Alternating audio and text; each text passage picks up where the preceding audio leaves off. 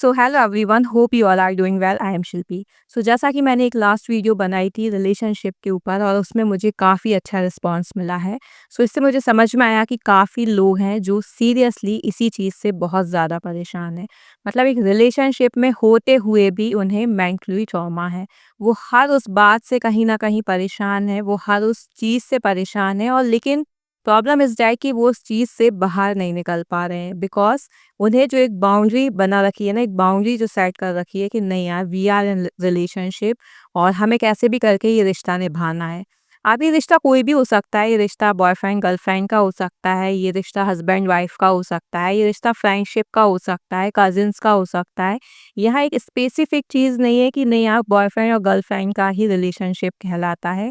भाई अल्टीमेट कोई भी रिलेशन है, लेकिन अगर आपको वहाँ मेंटली ट्रॉमा हो रहा है, आप ये फ़ील कर रहे हो कि आपने अपना 100% दे दिया है, लेकिन सामने से आपको वो प्रॉपर रिस्पॉन्स नहीं मिल रहा जो आपको मिलना चाहिए, तो उस जगह पे आपको सीरियसली वहाँ से मूव ऑन कर लेना चाहिए, क्योंकि अल्टीमेट आप वहाँ पर अपना टाइम वेस्ट ही कर रहे हैं।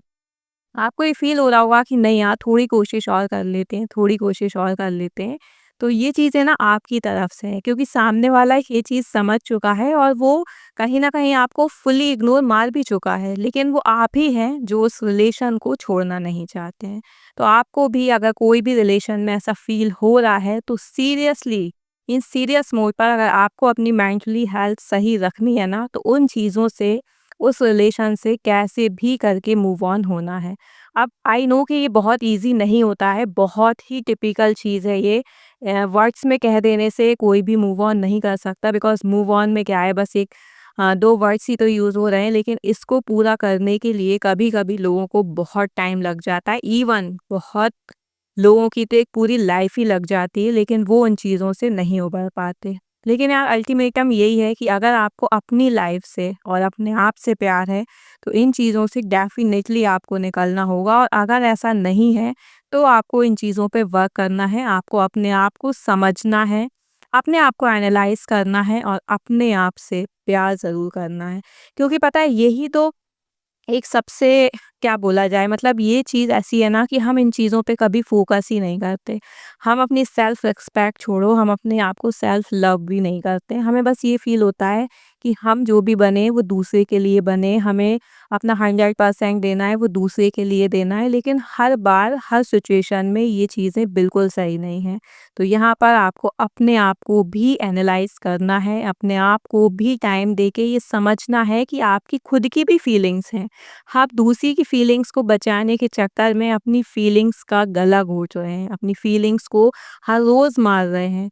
तो ये कब तक चलेगा? और ये धीरे-धीरे करके एक मेंटली डिस्टर्बेंस में क्रिएट होता है। फिर वही डिप्रेशन, फ्रस्ट्रेशन और एंग्ज़ायटी के रूप निकल के आते हैं, और वो चीज़ों के लिए हम कभी डॉक्टर प्रेफ़र करते ही नहीं हैं, क्योंकि हमें ये लगता है ये चीज़ें तो हो रही हैं और ये सबके साथ होती हैं।